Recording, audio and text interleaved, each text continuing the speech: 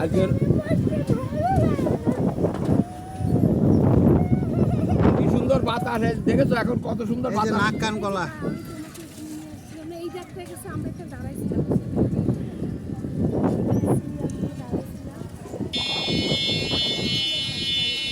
দেখো যে এখন কত সুন্দর বাতাস লাগতেছে